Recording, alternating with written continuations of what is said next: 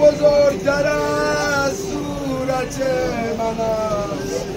یک ضربه زد کبود شده از دورم،